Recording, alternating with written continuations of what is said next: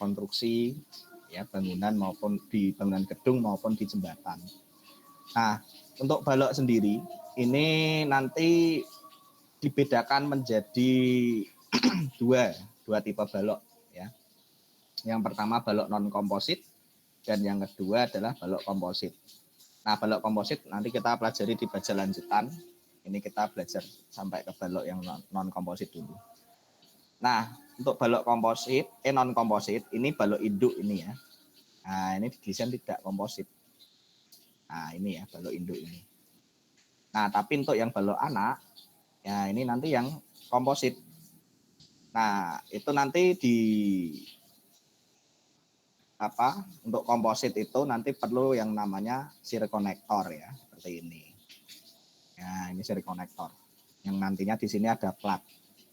Nah, platnya nanti dengan bondek.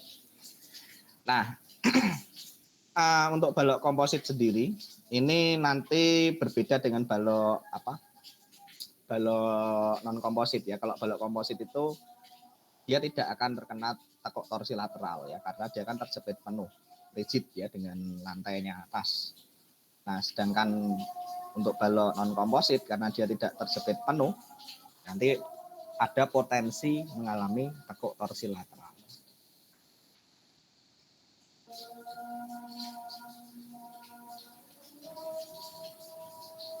Nah, nanti untuk baja lanjutan ini nanti tugasnya desain ya bangunan gedung ya, tidak usah gede-gede lah ya, 2 lantai baja gitu, yang penting prinsipnya ya. Nah, untuk balok sendiri ini saya batasi ya, nanti ini kita belajar hanya di balok model IWF ya, yang dengan sayap atas dan sayap bawah. Yang model box, gider atau tersusun itu nanti saja kalau ada berminat TA, tugas akhir, baja itu nanti kita bisa perdalam. Tapi karena apa? Karena yang didesain ini kebanyakan masih menggunakan balok konvensional ya. Balok konvensional itu ya IWF. Kalau seperti ini kan sudah tidak konvensional ya, dia pabrikasi. Nah, nanti juga akan dipelajari sambungan ya. Tapi sambungan di baja yang dasar ini atau baja satu ini itu adalah sambungan non gempa ya. Nanti sambungan gempa itu saat kita di baja lanjutan. Jadi sambungan itu ada 2 ya, dengan gempa atau non gempa. Nah, dilihat dari model seperti ini. Ya, teman-teman pasti sering ya lihat sambungan model seperti ini. Nah, ini tidak sesuai ya, tidak sesuai dengan prinsip struktur yang ductile ya, atau ductilitas penuh, rigid ya, tidak sesuai. Kalau strukturnya rigid itu dia nanti sambungannya model seperti ini ya. Nah, ini ada balok. Nah, ini kan yang sering ada di konstruksi ya, atau jangan-jangan di pekerjaan Anda yang sekarang sudah bekerja pakainya model ini. Nah, ini bukan sambungan model gempa ya, untuk rigid penuh ya. Yang rigid penuh itu nanti modelnya seperti ini. Nah, di sini ya. Nah, nanti bautnya ada di sini 2. Nah, atau memungkinkan di sini ditambahin. Nah, seperti ini. Yang paling salah satu ya, ada yang model seperti ini, nanti ada juga yang model seperti ini.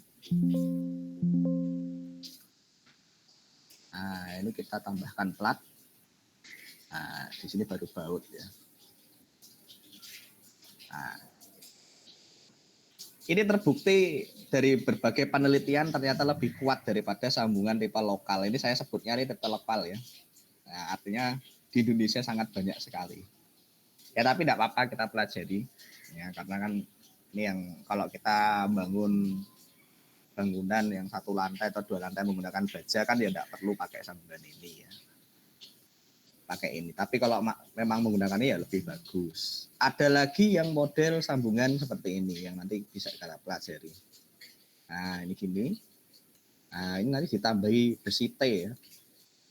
Nah, ini juga besi T. Nah, ini dibaut. Nah, ini dibaut lagi. rigid ya. Jadi di luar negeri itu sudah marak ya, terutama di Amerika karena dia yang buat aturannya.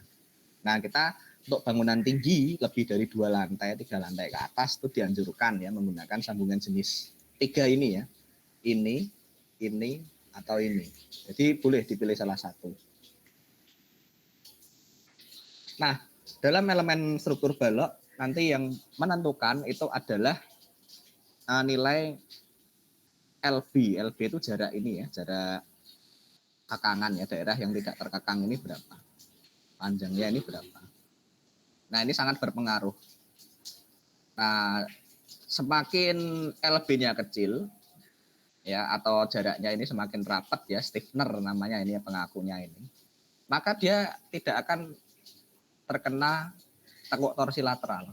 Tapi imbasnya apa? Imbasnya ya nanti boros. Nah bayangkan ini stiffener ini kalau Anda pasang buahnya itu berapa duit gitu ya, kan kilogram ya. Ya satuannya kan kilo kalikan dengan harga satuan itu udah ya, apalagi baja itu terkenal mahal ya. Kelemahan baja nomor 1 itu kan mahal. Walaupun dari segi yang lain lebih unggul dari beton. Nah, perlu diketahui juga model baja plat lantai itu pasti menggunakan plat lantai beton ya, pasti menggunakan bondek ya. Saya belum pernah lihat baja yang tidak menggunakan bondek. Ya. Nah, karena menggunakan bondek, ini nanti sistem penyebarannya dia adalah plat satu arah. Ya. Jadi bebannya disebarkan ke kiri atau ke kanan saja. Berbeda dengan model beton yang baloknya seperti ini ya. Ya, bentuk T gini ya. Nah, ini bisa menjadi 2 arah ya. Arah ke atas, ke bawah, dan kiri kanan. Bisa. Tapi kalau model baja seperti ini, bondek ini platnya plat satu arah. Semua jenis plat lantai yang tidak dicor monolit dengan balok itu menjadi plat satu arah. Ya, itu ya yang harus diketahui ya atau diingat-ingat. Tapi kalau kita desain balok beton dengan plat yang dicor bareng itu bisa 2 kemungkinan, bisa menjadi satu arah atau 2 arah tergantung layout dari penempatan balok anaknya. Nah saya kira ini saya tidak perlu kasih tahu ya balok anak dan balok induk ya, udah semester 5 masa ya nggak bisa membedakan. Nah ini balok induk yang menghubungkan antar kolom, ini balok anak ya pembaginya. Nah untuk jenis elemen lentur sendiri profilnya ini ada macam-macam ya, mulai A sampai F ini. Yang model ini namanya E-beam ya. Ini diproduksi di Eropa ya. Nah, kebanyakan Eropa menggunakan E-beam ya. Nah, ini yang namanya IWF. Nah, ini E-beam dengan kanal. Lalu yang yang huruf D ya, mulai D sampai F ini yang namanya build up steel ya. Atau dia profil IWF tapi dia hasil dari plat lantai ya, plat baja yang disusun ya menjadi profil IWF atau build up istilahnya ya. Nah, ini build up ini juga ada di tabel baja ya, misalnya punyanya Gunung Garuda itu ada ya. Ada dia di halaman tersendiri, tidak jadi satu dengan IWF. Di build up mulai D sampai F. Nah, build up steel ini nanti perhitungannya berbeda dengan yang model A sampai C. Nah, A sampai C ini dia dibuat secara cetak ya, gilas panas ya, hot roll. Nah, dia dicetak langsung. Nah, sedangkan D sampai E ini plat profil plat baja memang dicetak ya, tapi nanti disusun, dilas. Nah, ini kan berarti kan ada kekuatan lasnya juga ya di sini. Nah, itu sekilas yang nanti kita gunakan adalah model yang IWF ini, ya yang konvensional saja. Nah, di balok itu nanti dia akan mengalami 3 mekanisme gaya ya. Yang pertama adalah momen ya, lalu gaya geser, lalu kombinasi geser tarik. Lalu untuk kemampuan layan ini dicek dengan perhitungan lendutan yang terjadi. Nah, ini yang balok normal ya. Kita nanti yang pelajari yang ini ya, yang balok normal ini saja. Nah, untuk balok tinggi ini di BIM ini nanti kita harus membagi dua ya, dua medan tarik dan medan tekannya atau strut and tie. Nah, penentuan tinggi balok baja ya, tingginya ini ya. Ini bisa didekati ya, diestimasi ya, bentang dibagi 20. Minimal itu ya, minimal. Jadi bisa lebih besar ya. Tergantung bebannya yang bekerja, itu minimal L per 20. Beda dengan balok beton. Kalau balok beton itu L per 12, R per 15. Balok baja ini L per 20. Jadi bisa dibayangkan itu kan jadi lebih kecil ya profilnya. Jadi kalau kita naruh plafon itu bisa tinggi ya. Beda dengan balok beton itu kan sudah memakan ketinggian ya, ketinggian plafon. Nah, kekuatan lentur balok ini dipengaruhi oleh bentuk profil ya. Jadi profil ini nanti diklasifikasikan sebagai penampang yang kompak atau non kompak atau bahkan langsing atau non langsing. Lalu orientasi profil atau target capaian kekuatan, kita desain mau sampai apa? Elastiskah atau plastis? Nah, SNI itu mempersyaratkan kita desain itu kalau bisa sampai plastis ya. Kalau elastis itu boros nanti ya. Artinya kan baja tidak diizinkan berubah bentuk. Nah, kalau plastis itu boleh berubah bentuk. Sama seperti beton. Beton itu didesain sampai retak ya. Ya, tidak. Kalau zaman dulu ya, era-era tahun 80 90-an, awal 2000 itu model elastis ya. Jadi beton tidak boleh retak, baja tidak boleh berubah bentuk. Makanya profilnya gede-gede. Nah, yang ketiga adalah penempatan beban. Bebannya itu mau ditempatkan sebagai beban terpusat, merata, atau kombinasi beban terpusat dan beban merata. Nah, nomor 4 ini adalah penambahan stiffener atau kekangan lateral. Ya, yang sirip-sirip tegak itu ya, yang di badan profil IWF itu ya. Nah, ini bisa mengurangi pengaruh kelangsingan penampang. Di samping itu juga nanti pengaruh pada target capaian kekuatannya. Nah, ini ya, jadi pengaruh stiffener ini pengaruh sekali ya. Nanti akan mempengaruhi nilai LB. LB itu jarak panjang daerah yang tidak terkekang. Sedangkan LP ini jarak daerah tidak terkekang minimum, sedangkan LR ini adalah maksimumnya. Semua ini diatur di SNI bab F ya.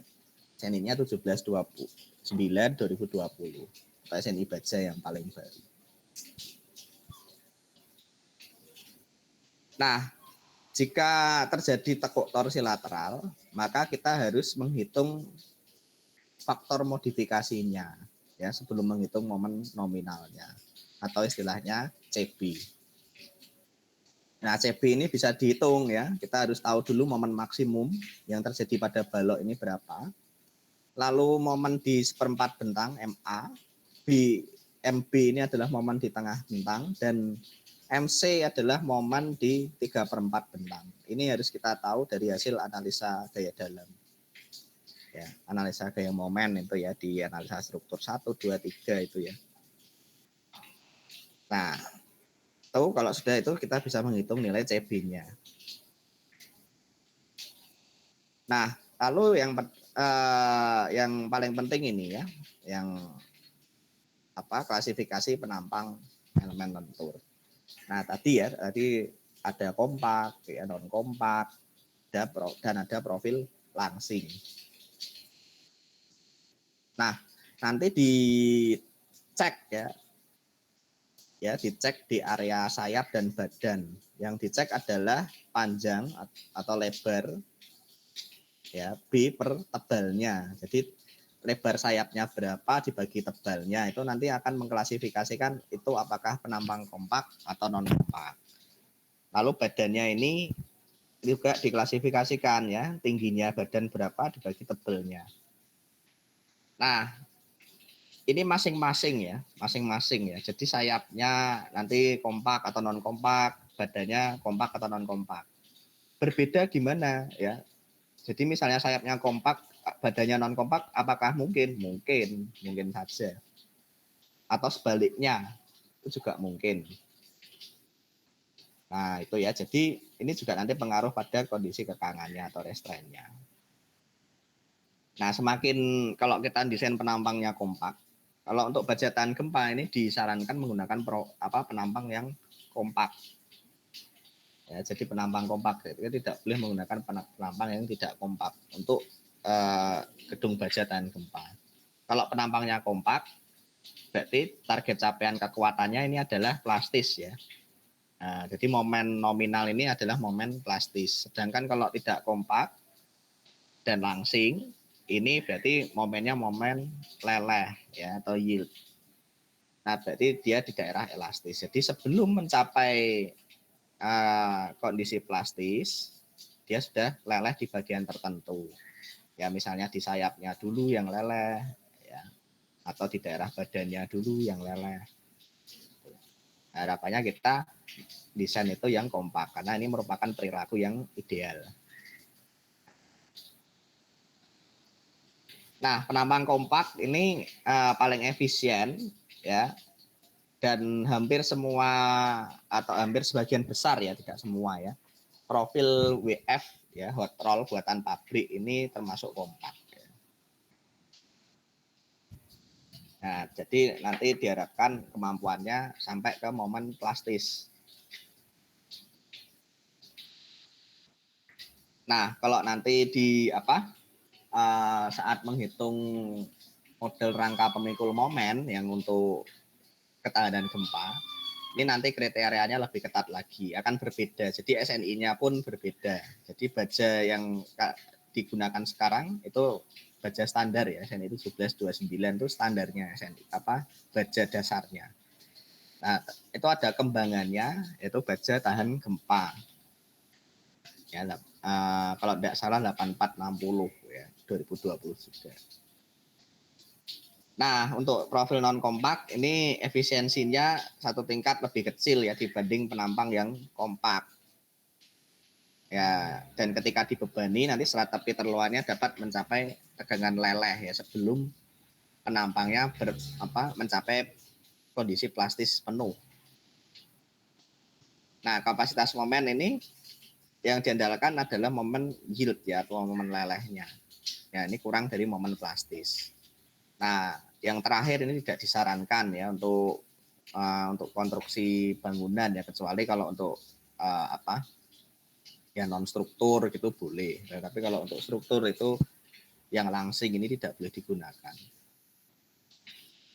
Nah, tadi kompak non kompak itu maksudnya apa? Nah, itu kondisi klasifikasi penampangnya. Yang ditinjau adalah bagian sayap ini ya, B-nya, dan bagian tingginya.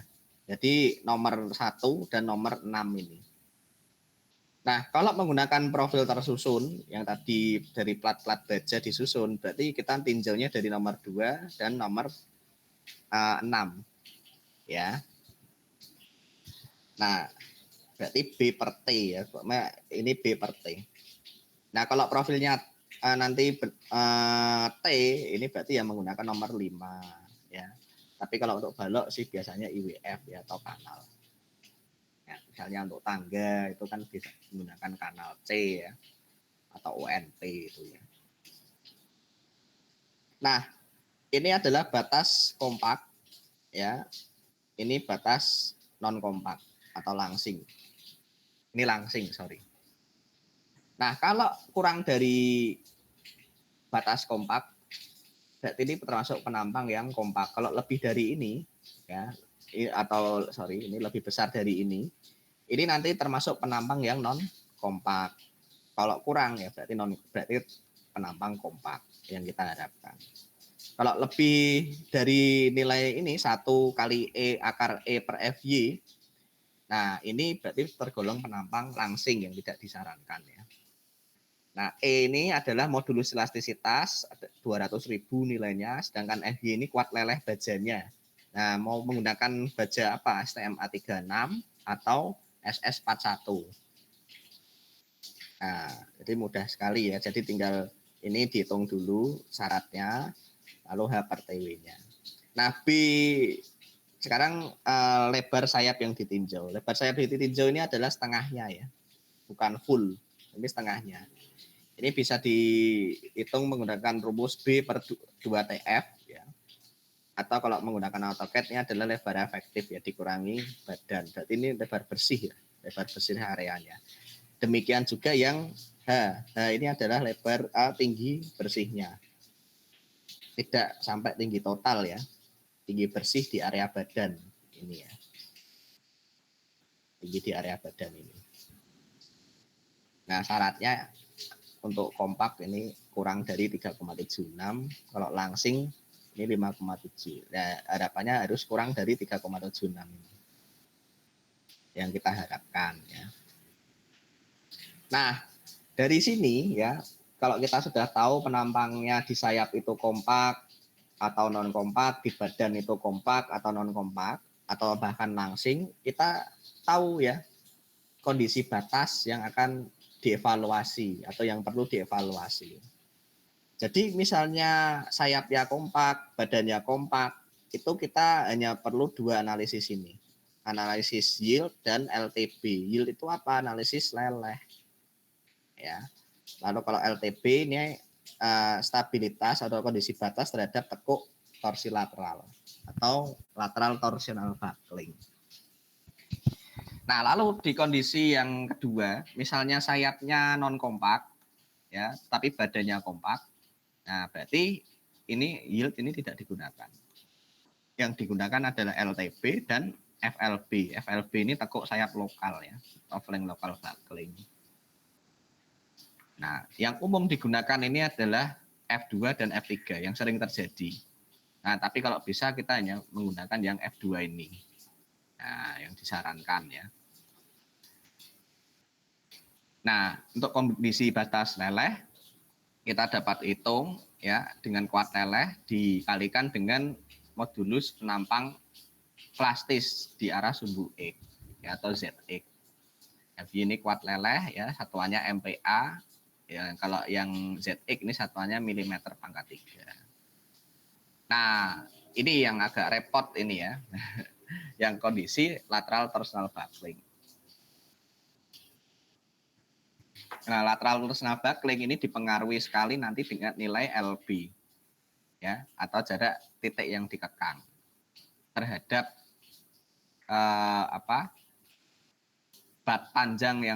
panjang batang yang tidak dikekang minimum dan maksimumnya.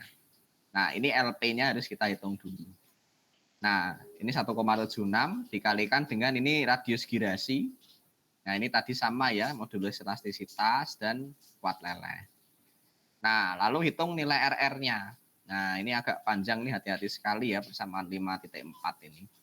Kita harus tahu dulu radius girasi efektifnya atau RTS. Nah, parameternya adalah inersia arah Y dan tinggi efektif dan modulus penampang elastis ya, bukan yang plastis ini, tapi yang elastis. Nah, setelah itu kita identifikasi terhadap nilai LB-nya. Ini kan LP dan LR-nya sudah ketemu ya. Nilainya sudah ketemu, baru kita identifikasi nilai LB-nya. Kalau LB kurang dari LP ya, ini berarti tidak terjadi tekuk lateral. Berarti Anda hanya menghitung momen plastisnya saja. Tapi kalau ada kondisi LB lebih besar dari LP, tapi kurang dari LR, berarti kita gunakan rumus momen nominal yang persamaan 56 ini. Kalau lebih, ya berarti kita menggunakan persamaan 5.7. Ya, lebih dari RR ini berarti dia tanpa stiffener baloknya. Nah, itu tidak disarankan ya. Ya, untuk balok tanpa stiffener.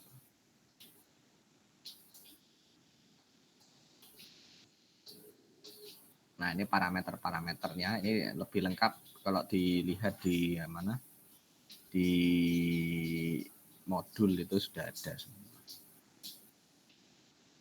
Nah, ini untuk kondisi flank local buckling. Jadi kalau area sayapnya tidak kompak, itu akan masuk di kondisi tekuk sayap lokal ya, stabilitasnya. Nah, ini yang perlu kita hitung adalah nilai apa? Ini sudah diketahui ya, ini angka kelangsingannya. Ini batas apa? Batas sayap kompak, ini batas sayap non kompak. Ya. Sedangkan ini adalah modulus penampang elastis, arah X, dan ini kuat lelehnya. Nah, ini untuk sayap non kompak. Kalau sayap langsing kita gunakan yang ini. Nah, harapannya kita tidak menggunakan ini ya. Tidak disarankan. Yang maksimal adalah yang ini. Tapi kalau selama menggunakan profil IWF yang apa? Yang gilas panas itu pasti dia kompak ya.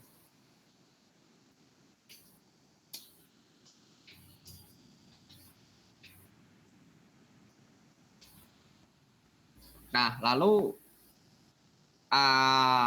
tadi ya nilai LB itu nanti hubungannya dengan jarak antar kekangan ya atau pengaku stiffener. Nah, ini juga berfungsi sebagai tambatan lateral ya supaya apa? Supaya tidak mengalami rotasi seperti ini. Ya, baloknya puntir ya. Nah, tambatannya flat stiffener namanya istilahnya. Ini sering dilihat mungkin ya di bangunan gedung maupun di jembatan yang tipe girder. Nah, ini tambatan lateral. Nah, berarti ini jarak LB-nya ini. Nah, ini berapa? Nah, ini LB-nya ini. Ya, ini LB. Nah, identifikasinya seperti itu. Nah, lalu selain lentur juga kita harus hitung gaya geser ya atau fenomenalnya. Nah, semua profil gilas panas ini nanti reduksi tahanan gesernya, faktor reduksi geser ya ini itu adalah diambil sama dengan 1. Ya, kecuali kalau yang profil yang build up steel itu bisa saja 0,9. Nah, namun nanti ada syarat lagi ya. Selain reduksi 1, ada lagi adalah koefisien geser badan. Nah, koefisien geser badan atau CV1. Sedangkan AW ini adalah luas badan profil ya, satuannya milimeter persegi. Nah, CV dan faktor reduksi geser ini untuk profil hot roll ini harus dicek dulu ya, rasio tingginya, jarak bersih antara tinggi bersih profil dibagi dengan tebalnya ini harus kurang dari 2,24 kali akar E per FY. Baru boleh menggunakan CV sama dengan 1 dan faktor reduksi gesernya 1. Nah, itu ya. Nah, untuk profil yang lain ya, misalnya tidak gilas panas, nah ini dicek ya untuk misalnya profil build up ya. Ini bisa menggunakan yang 516 ya. Tapi kalau tidak build up steel tadi ya menggunakan yang ini diceknya. Nah, lalu terakhir itu kemampuan layan. Nah, jadi kemampuan layan ini juga harus ditinjau. Nah, jadi kondisi beban sehari-hari ya, beban sehari-hari. Jadi kalau kemampuan tinjauan terhadap kemampuan layan ini dia tidak menggunakan faktor beban atau kombinasi beban layan. Kalau untuk kekuatan totalnya menggunakan kombinasi beban ultimate ya yang ada faktor bebannya ya yang 1,4 D, 1,6 L itu ya. Itu kombinasi beban ultimate. Tapi untuk kemampuan layan itu tidak menggunakan faktor beban.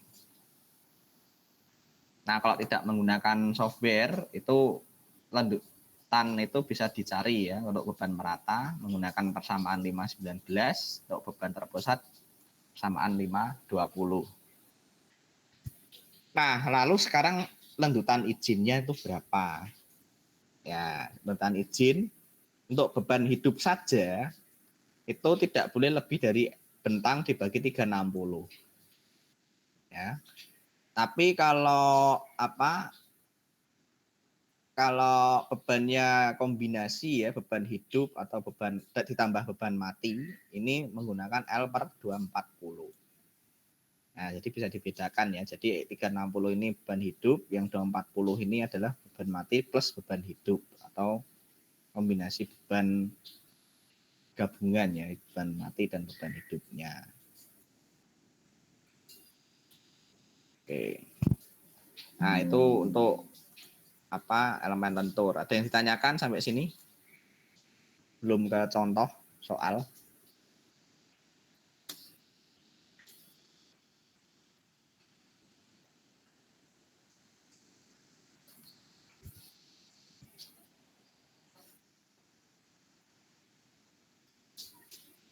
No, tidak ada, saya ke contohnya ya, contoh perhitungannya.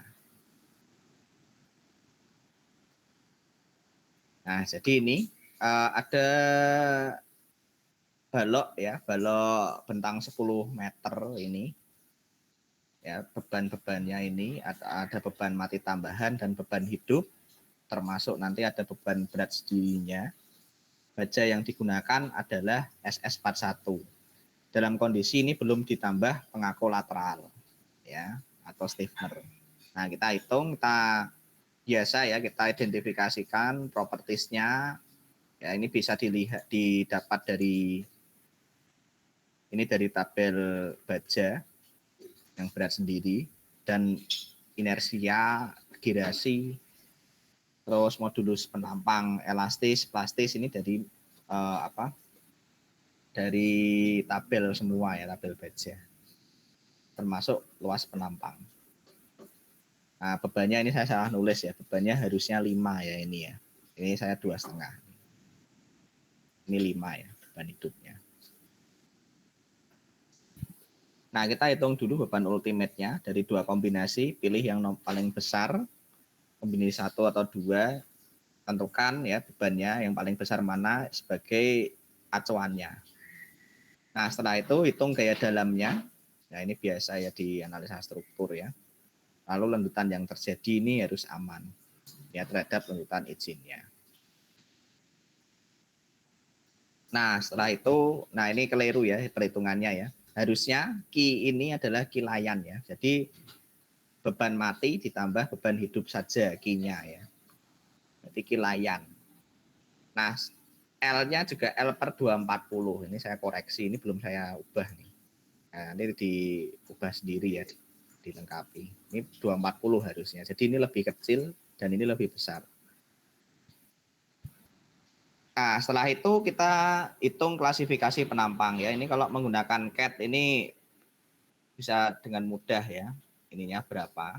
Lalu lebar sayap efektifnya, lalu tinggi badannya juga ini ketahuan langsung ya kalau menggunakan CAT ya.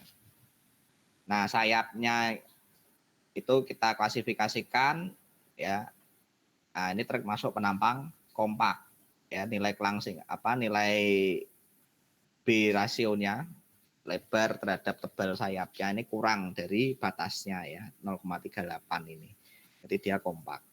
Sedangkan di badan juga dia kompak ya karena masih atau kurang dari batasnya. Ya, ini yang terjadi yang rasio yang terjadi persyaratannya ini. Berarti dia kompak ya. Nah, setelah itu karena kompak berarti kita kan hitungnya batas leleh yield ya dan batas tekuk torsi lateral.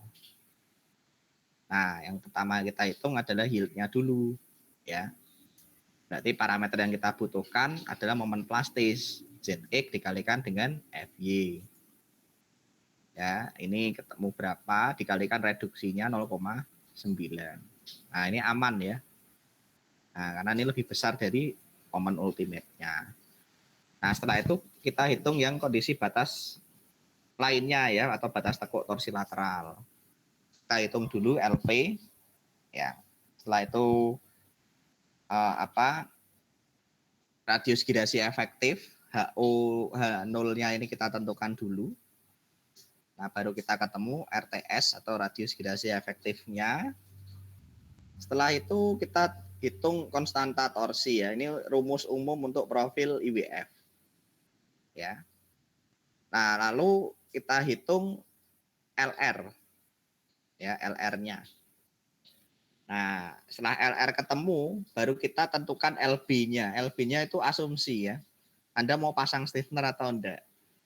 Nah, kalau kita asumsikan ada LB di tengah bentang, ya LB di tengah bentang berarti jarak 5000 mm. Ya, 5000 mm ini berarti kan di tengah-tengahnya itu kalau bentangnya 10.000 mm. Nah, berarti kita hitung ya, kita hitung CB-nya terlebih dahulu ya. CB kita hitung ya, baru kita bisa hitung parameter momen nominal akibat tekuk torsi lateral. Nah, ini bisa diperhatikan ya, ini menurun ya. Momen nominal akibat tekuk torsi lateral dan plastis ya. Ini turunnya lumayan ya. Nah, jadi nilai LB ini nanti berpengaruh sekali. Kalau Anda desain LB-nya ini nanti kurang dari LP atau kurang dari 2,2 meter, berarti ya tidak terjadi tekuk torsi lateral. Berarti nanti momen nominalnya Anda cukup gunakan momen nominal plastis. Nah, itu yang sesuai kenyataan di lapangan seperti itu. Nah, tapi kalau pengen irit, ya pengen irit, ini perhitungan yang efisien, ya LB-nya itu di antara LP dan LR umumnya. Tapi nggak mungkin juga ya karena biasanya di seperempat sepersepuluh bentang itu nanti ada ada stiffener ya. Jadi kenyataan di lapangan untuk gedung itu nanti LB itu pasti kurang dari LP. Tapi kalau untuk jembatan mungkin saja ya, mungkin saja. Mungkin saja LB itu di antara LP tadi dan LR. Kalau untuk kasus bangunan jembatan ya. Kalau gedung itu pasti nanti momen plastis selama penampangnya kompak ya. Kalau tidak kompak ya berarti momennya bukan momen plastis nanti. Nah, setelah itu baru kita pilih ya yang paling kecil yang mana ya kalau menggunakan ini. Ya. Kita gunakan yang LTB. Nah, paling kecil ini dicek terhadap ban atau terhadap momen ultimate-nya. Nah, ini oke ya, aman. Nah, setelah itu baru ke analisis geser. Karena kita menggunakan profil IWF gelas panas, hot roll, fabrikasi. Nah, kita cek ya rasionya H per TW-nya ini terhadap 2,24 kali akar E per FY. Nah, ini ternyata masih kurang ya dari batasnya. Berarti kita bisa gunakan reduksi gesernya 1 dan CV-nya sama dengan 1. Nah, setelah itu kita hitung ya. Kita hitung fenomenalnya. Nah, AW ini didapat dari tinggi efektif tadi dikalikan dengan tebelnya badan. CV-nya tadi 1 ya, sesuai analisis. Dikalikan dengan faktor reduksinya 1. Nah, ini masih jauh ya. Kenapa jauh? Karena kondisi non gempa. Ya. Nah, kalau dengan gempa, gaya geser yang timbul ini jauh lebih besar, bisa aja 2 kali lipat atau 3 kali lipatnya. Oke, sampai sini ada yang ditanyakan?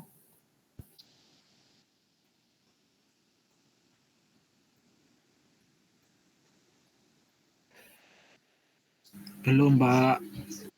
Belum ya. Oke.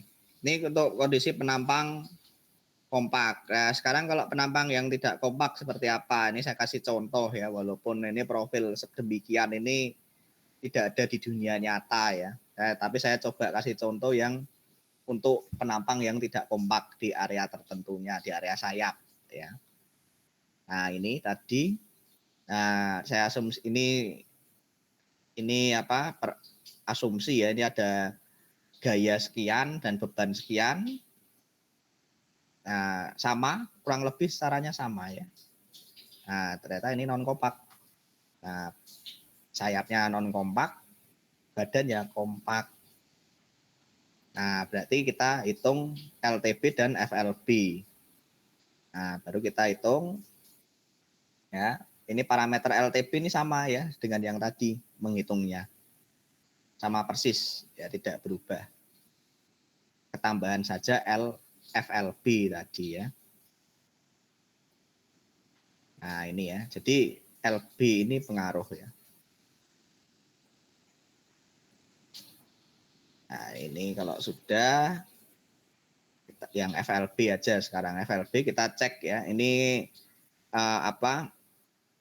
rasio penampangnya di area sayap dan di area badan kita cek ya. Di area sayap, sorry, badan tidak dicek karena ini kan flank ya atau tekuk sayap lokal. Nah, jadi kita perlu lambda PF dan lambda RF.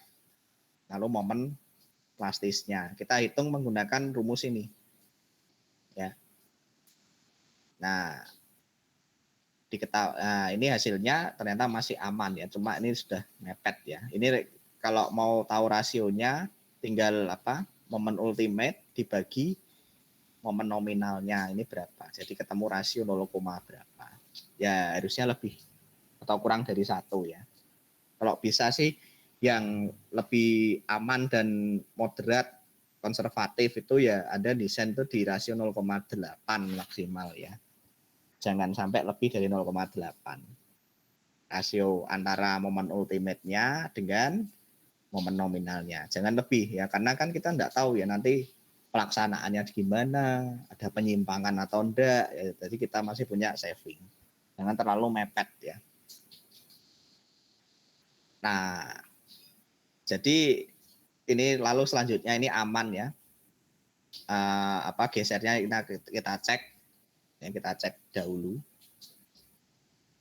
Nah, ternyata memenuhi syarat.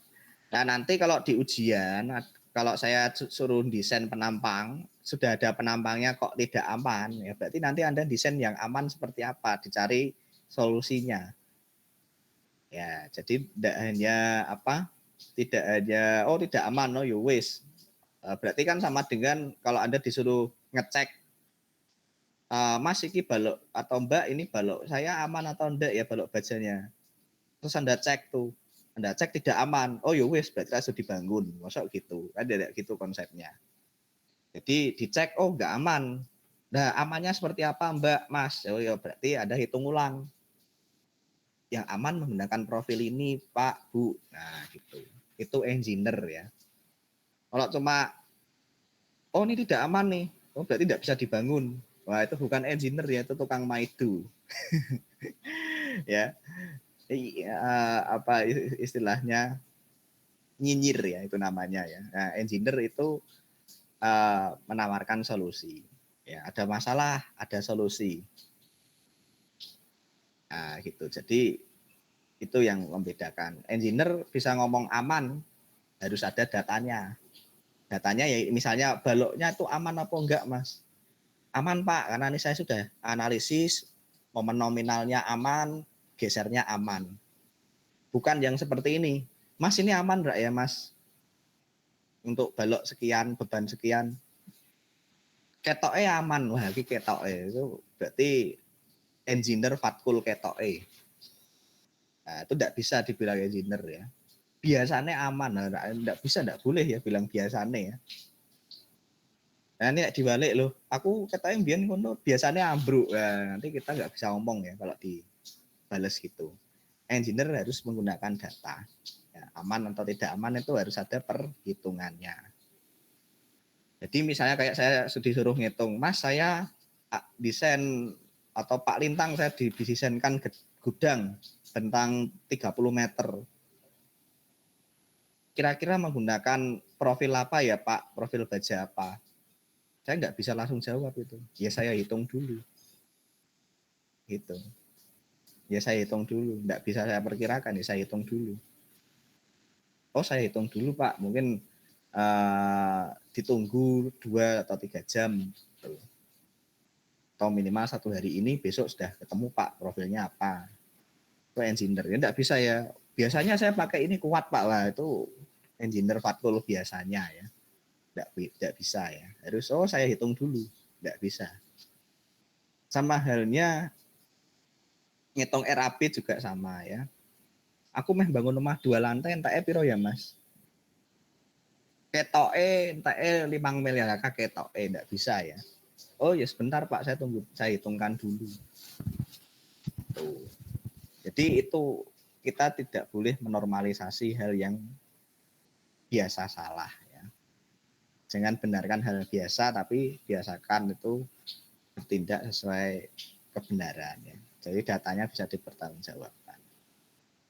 Ini ya kira-kira ya ini contohnya, nanti bisa dipelajari lagi. Nanti kalau ada yang kurang jelas bisa ditanyakan lewat grup. Jangan lupa absen ya. Sudah pada absen semua? Sudah, Pak. Sudah, Pak. Oke. Baik, mungkin itu dulu tugasnya, jangan lupa dikerjakan ya. Minggu ini Jumat ya, Jumat saya harus sudah tahu ya bab satunya dulu aja lah minimal ya untuk tugasnya.